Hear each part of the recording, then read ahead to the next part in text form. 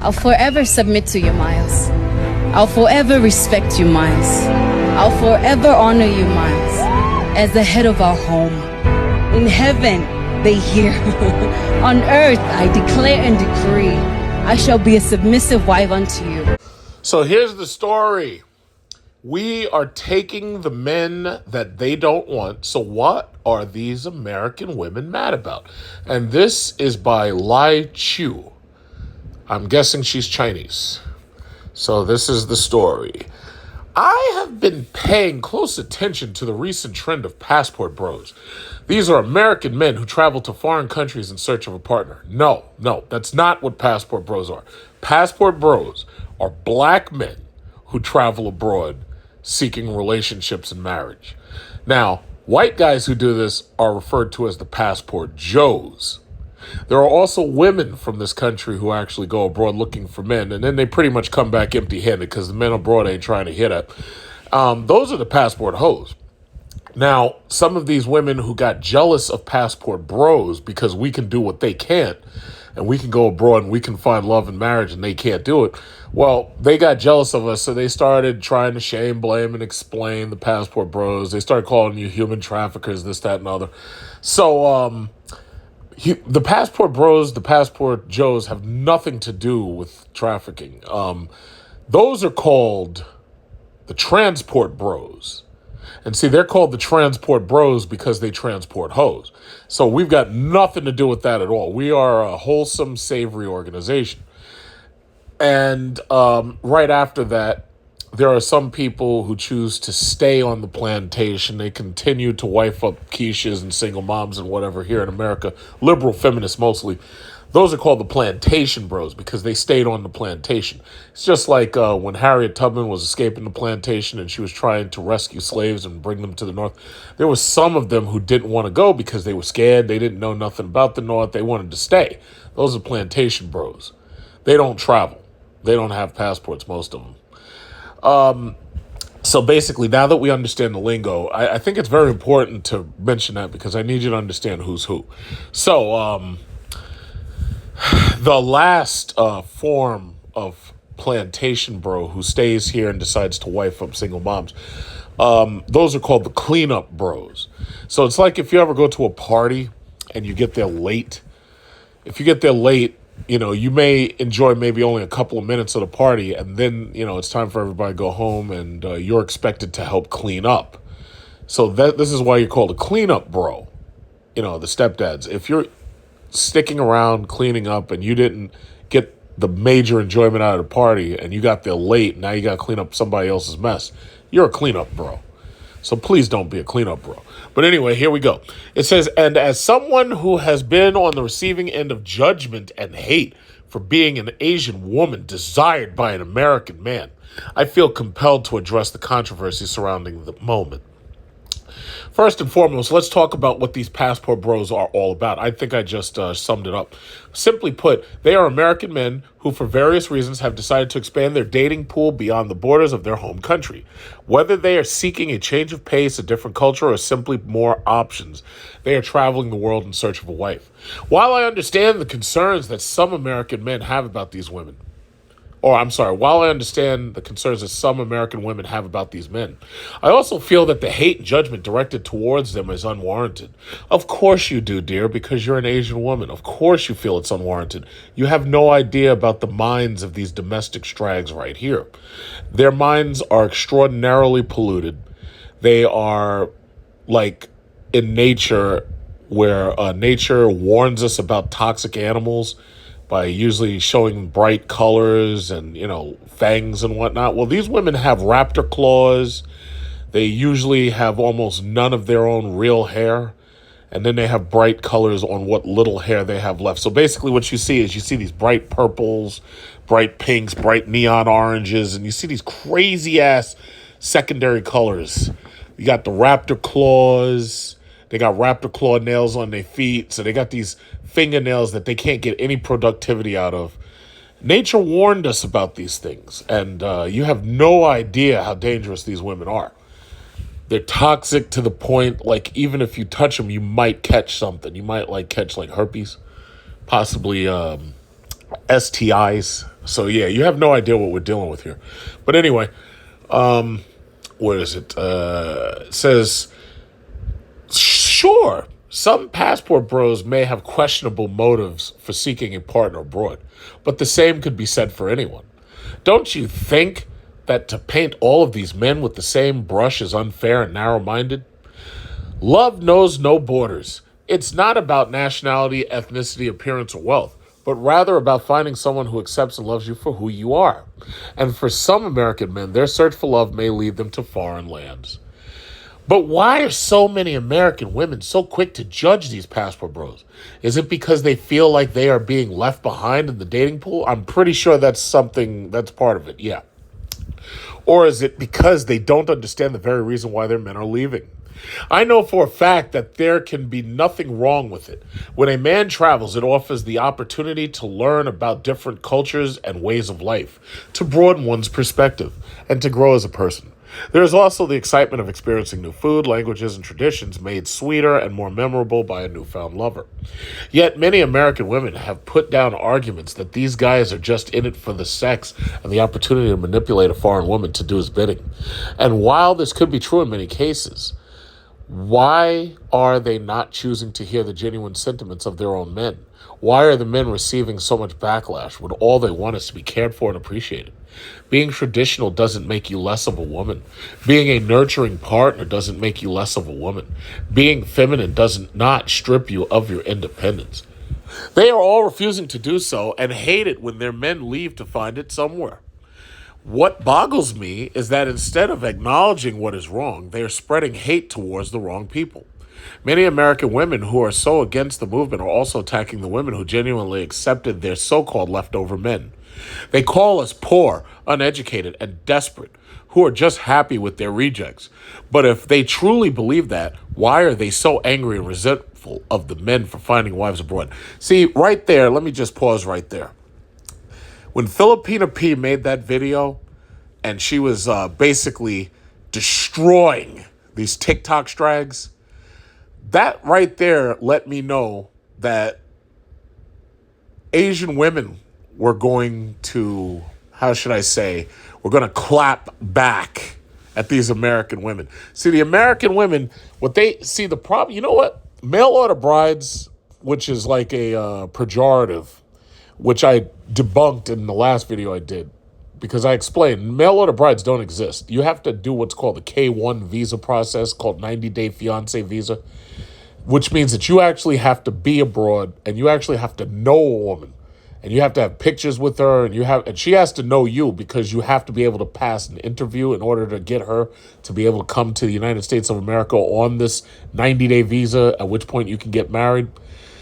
See, what they don't seem to understand is that mail order brides, so-called mail order brides, men traveling abroad for women, passport Joes, these things have existed for a very long time. However, it was white men doing it. And white men white men basically, when it comes to when you're in America, white men are at basically the top of the totem pole. And even white women think twice before they speak up against white men. And when white men are doing something, they can do whatever they want. And white women think twice before they say anything about it. So these white men were getting Asian women for a very long time. These white men were going down and getting South American women for a very long time. But the white women kept their mouth shut because they knew their place. And it was just that simple. They were not going to talk up against the passport Joes. What changed recently was black men doing what white men had been doing all that time. Because things hadn't gotten so bad that black men were really serious about going abroad until fairly recently. I'd say probably within the last few decades. So what they didn't realize was that even the white women were keeping their mouths shut. They didn't realize that the black women weren't going to. And not only were they attacking the men on TikTok, but they were attacking the women too, saying racist things, saying just pejoratives, and saying things about these women. And some of these white women did the same thing. But see, these Asian women on Twitter are able to clap back against that. And they're able to make their videos just like Filipina P did, where she literally chopped and edited those videos of those women and made them look like complete and utter fools. She made them look like swine. And Filipina P is being celebrated for doing that by the men. Because, see, once you got that side on your side, the women here, it doesn't matter anymore. It's like now you've got two sides versus the middle or whatever. But anyway, let's see. Another thing is that they try to put on this facade of caring for the foreign women that are being brainwashed by their men. But all I am hearing is nothing but belittlement and prejudice. Well, if you're going to get up there and you're going to say, oh, these women don't speak English. Oh, these women, oh, they're poor. They have villages where they don't even have clean water. If you're going to say all of these ignorant and you're going to say all these basically racist things, eventually you're going to put your foot in your mouth, because the reality is these women aren't all poor, for one. The reality is that a lot of these women have high educations. A lot of these women have master's degrees, PhDs, and they may even get it earlier than the women here because they stay in school in some of those countries. When I was in China, those women go to school on Saturday and Sunday. The men do too. So the thing about it is it's racist, it's ignorant to say these things. And most of these women, they've never traveled. They don't know shit about what goes on in those countries over there. They've never traveled to most of those countries. And if they did, the only thing they were over there for was a vacation. They didn't go to these countries and learn about these people. They're just saying stupid shit. So anyway, you call us uneducated. Surprise, surprise. Many Asian countries have high literacy rates. Let me tell you something. Those people speak English better than you do here. Those people's English is better than your language understanding of their language. Like, for instance, most of these women who are Chinese, they speak English better than you do. Or they understand the grammar better than you do. Most of those women over there who are Filipino, they speak Filipino Tagalog and they speak English. How many languages you speak? You barely made it through French class. You barely made it through Spanish class. Their understanding of English is better than your understanding of their language. How many of you can go down to Colombia and speak Spanish? Not many of you. Not many of you. But they have English skills. So, you know what? You sound foolish. But anyway, where are we? It says, submissive. Most Asian culture encompasses being agreeable and hospitable to other people, especially those from other countries. Gold diggers and only want green cards to leave other countries. A lot of women in Asian families do make a living and would actually prefer to stay happily in their country. First of all, here's a question. Let me ask you this question seriously. How many of these foreign women who watch America on the news every single time there's a tragedy or a school shooting or something like that, how many of them do you think are anxious to get over here with all this violence that we got going on right here? And I've said this a million times. When you go to their countries, most of their countries, their government has them locked down to the point where they have totalitarian control of those people.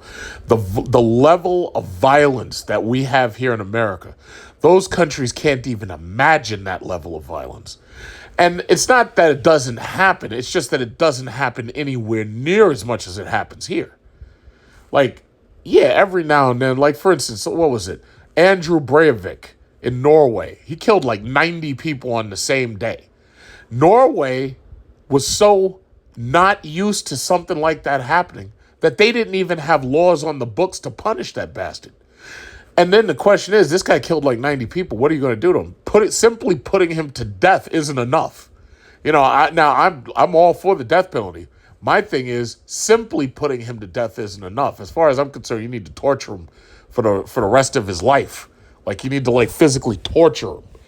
But, you know, they're soft and they're gummy. Those people over there, they're so nice and soft. They wouldn't want to do stuff like that to this guy. So they don't even have laws on the books to properly punish this guy. So most of these countries, when they have criminals and the criminals get put in prison, their prisons are about rehabilitation. Their prisons aren't about punishment.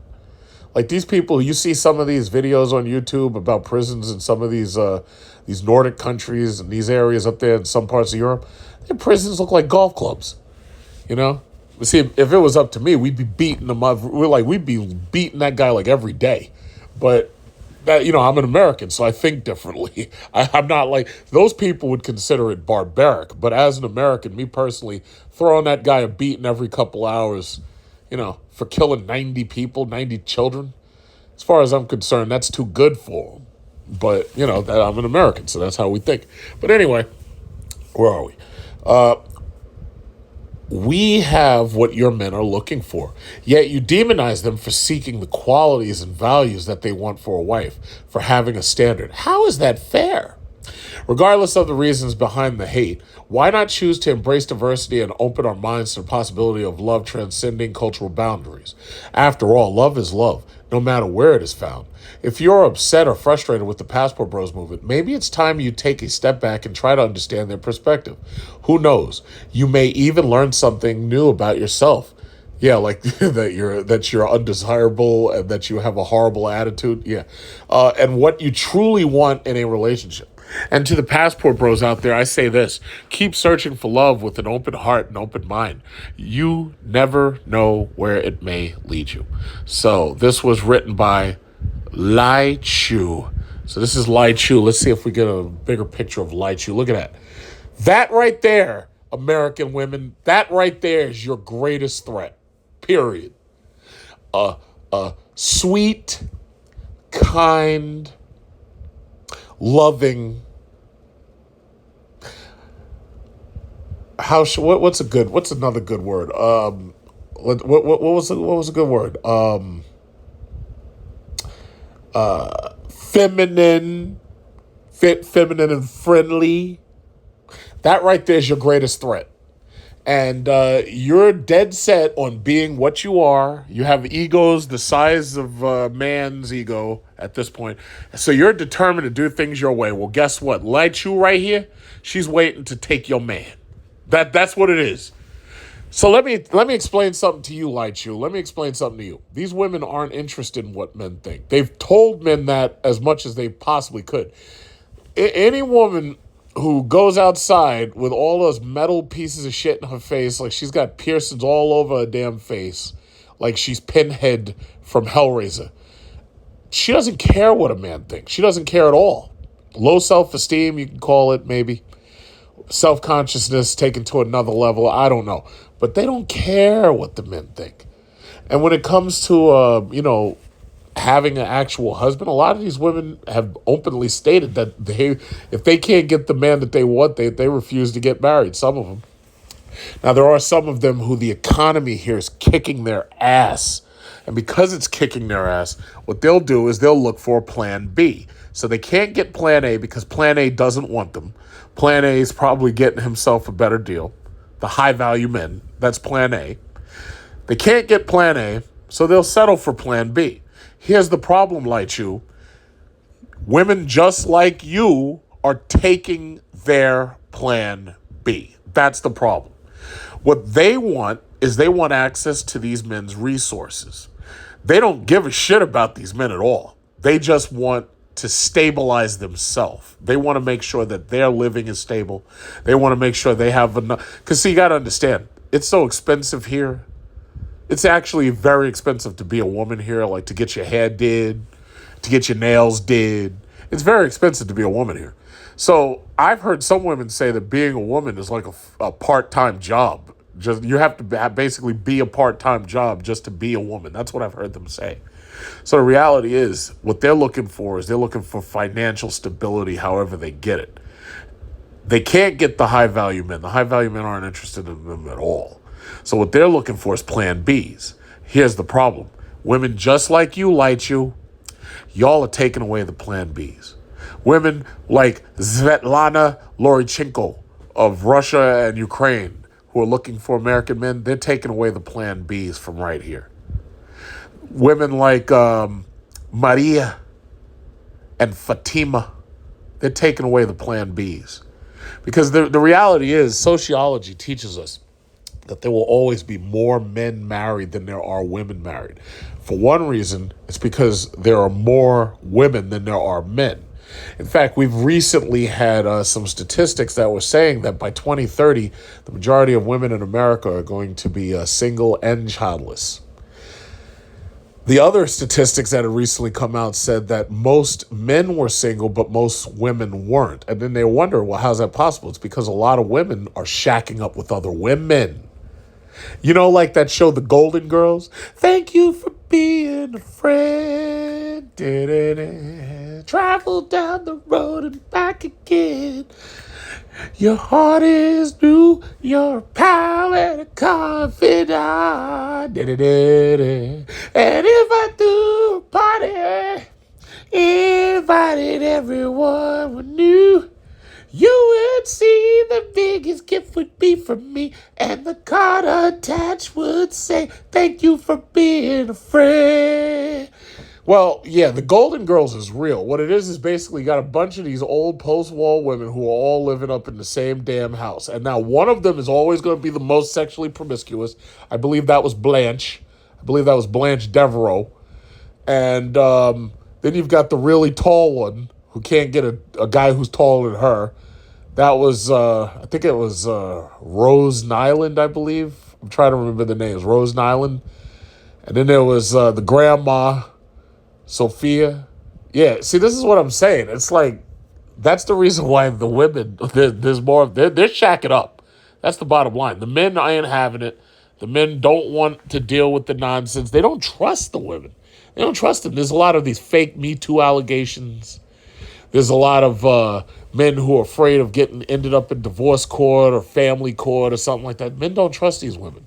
So you see, Lai Chu, what I'm trying to tell you is that it's a new game over here. And I know you don't understand because, see, in your country, you've still got patriarchy. In your country, you've still got manly men running things over there. So I know you don't understand. But it's not your fault. I don't blame you. I blame what's going on here on, the rise of unchecked liberal feminism. It's kind of like if you let too many people with COVID, walk around free without getting, covering their face or something.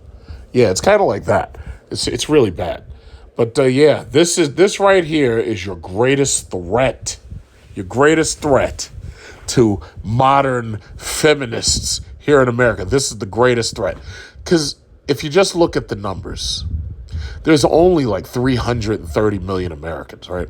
If I just look at black men, out of the black people in America, there's only 42 million black people, right?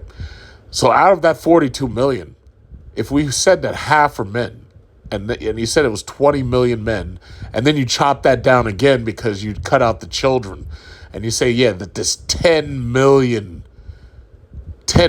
black men in America who are of marriage age, right? Think about it, is Asia's got 5 billion people.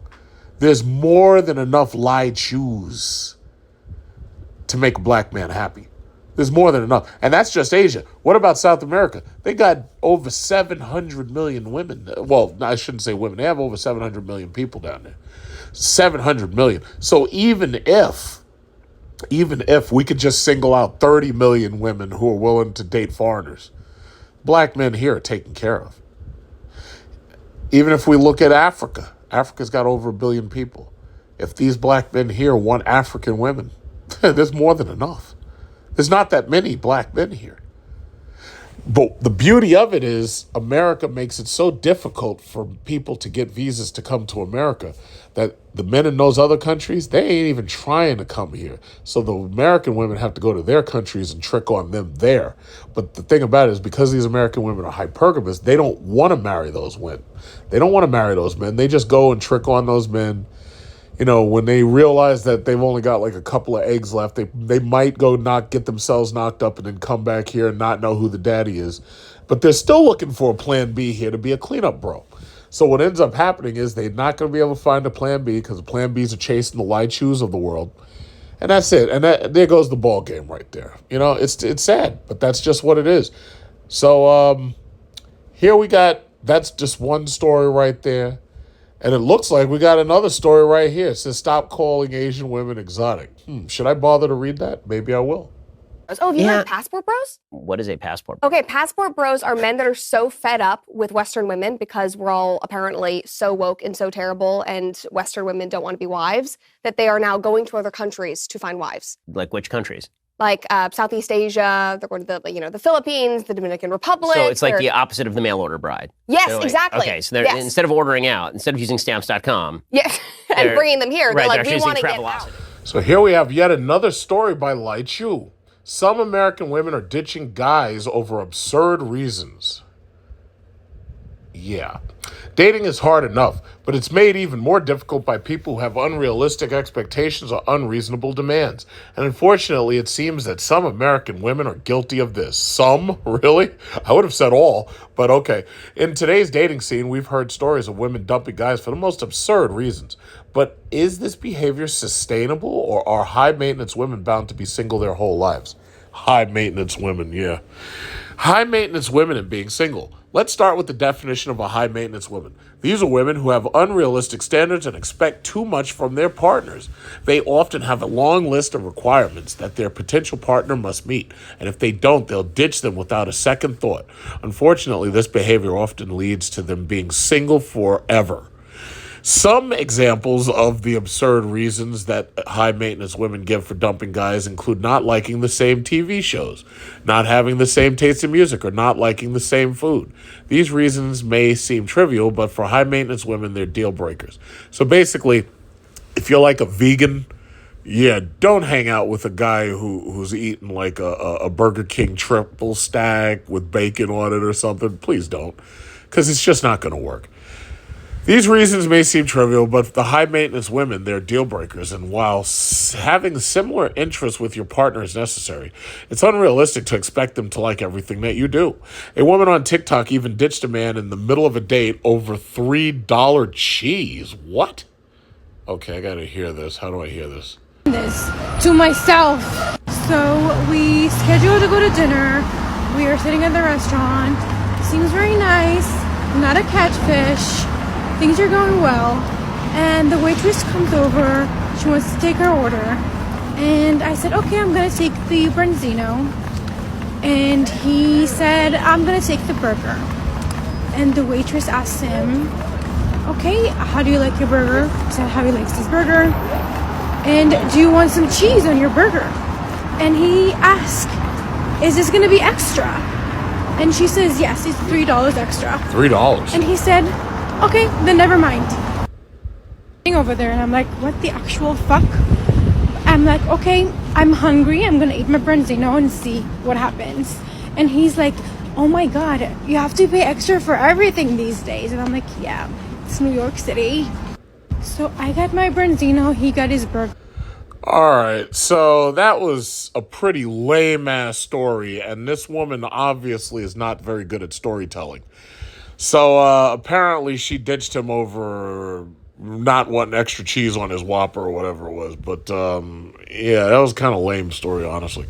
Are high-maintenance women bound to be single their whole lives? The answer is yes. Unless they're willing to compromise and adjust their expectations, high-maintenance behavior puts a lot of pressure on both the person making the demands and the person trying to meet these demands. It's not a sustainable way of building a healthy relationship. Obviously not. And you know what? I think the funny thing about that is, the sad thing is men are really, really simple. Men, in most cases, they will go after Cinderella. They'll go after the low-maintenance, poor girl over one of these damn Kim Kardashian wannabes who's looking for lip injections and BBLs and all that bullshit and expecting you to pay for it, you know? It's like men are so simple. They ain't looking for all that. They don't want all that damn makeup. They want to know who they screwing. You know? They're not looking for all that. But anyway, false sense of entitlement. The problem with entitlement dating is that it creates unrealistic expectations. Some American women have a false sense of entitlement, believing that they deserve the best of everything and that their partner should always cater to their needs. This belief can lead up to a lot of disappointment and frustration in their dating lives. Cultural norms. can also contribute to this false sense of entitlement. In American culture, there's a strong emphasis on individualism and putting oneself first. While this can be empowering in many ways, it can also lead to a lack of consideration for others. Some women may believe that they are entitled to certain things because they are successful or because they have worked hard. While there's nothing wrong with having high standards, one must remember that a healthy relationship is a partnership, and both partners should be willing to compromise. Examples of entitlement in American women's dating lives can include expecting their partner to pay for everything, wanting their partner to always be available for them, or expecting their partner to prioritize their needs over their own all the time. This kind of entitlement can put a lot of pressure on a relationship and lead to a lot of conflict, sabotaging their own dating lives. The problem with entitlement and high-maintenance behavior is it can sabotage women's happiness. By having unrealistic expectations and being unwilling to compromise, women may miss out on potential partners who are great, who could have been a good match for them. They may also find themselves in relationships that are unfulfilling because their partners can't meet their demands. Entitlement and high-maintenance behavior can also have negative impact on future relationships. If a woman has a reputation for being demanding or high-maintenance, potential partners may be put off and not even consider dating her. This can lead to a cycle of being single for long periods of time and feeling frustrated with the dating scene. I know it may be tempting to have high expectations and be demanding in relationships, but a healthy relationship requires the occasional compromise between couples. Don't let entitlement and high-maintenance behavior sabotage your chances of finding a fulfilling and happy relationship. So once again, written by Lai Chu, passionate about delving into the intricacies of Asian American relationships, head writer for AsianWomen.com. So, once again, ladies, there you see that smile, that fit, feminine, friendly smile. That right there is your main competition. One that you have no hope whatsoever of defeating. This right here, you better get used to seeing Lai Chu right here, because you're going to see a lot of men walking around with Lai Chus because they're not having it no more. They're just not having it. So and that's the ball game, ladies. That's the ball game. Fit, feminine, and friendly. In fact, just to talk, I had a lovely conversation with a Chinese woman earlier today. A very fit, very feminine, and very friendly Chinese woman. And the thing about it is, while I was talking to her, it was hard for me not to, in the back of my mind, be thinking of all of the stuff that I'm saying right now about Lai Chu and all the stuff I'm saying about these dating articles that keep coming out basically about passport bros and why it is that men are going abroad. Well, I think that when most men go abroad for the first time and they realize what they've been missing and they meet a woman abroad in any capacity, and she's smiling and she's friendly and she's just so much nicer, I think right there, that right there is the moment you've lost. Because these men, they'll never want to go back. And that's what it is. You see that smile on Lai Chu's face right there? That smile right there, it just melts a man's heart. And y'all ain't got that. And that's the shame. That's the real shame of it. It's like, you can't win. You can't win. You just can't win. You're losing. You're losing. You're losing your plan A's, your plan B's. You're even losing your damn plan C's. Yeah. And then all feels more expensive, but it is. Yeah. Well, actually, I mean, you can go to these countries and they're usually cheaper. And so a lot of these men get remote jobs. And so they go there and they live in these countries and then they meet these women. And then women in the Western world, specifically the United States, are so pissed off about it. And they're like, you're going to all these countries where these women don't even know how to speak English. They can't even read. They're so uneducated. And then the men film themselves with these women and show themselves on dates. And the women are so elegant and they're so well spoken and they're so traditional. And they're like, look at these women. They're so respectful and kind. And the Western women are, sitting on their, Fresh and Fit podcasts or whatever podcasts, losing their mind over this. To be continued.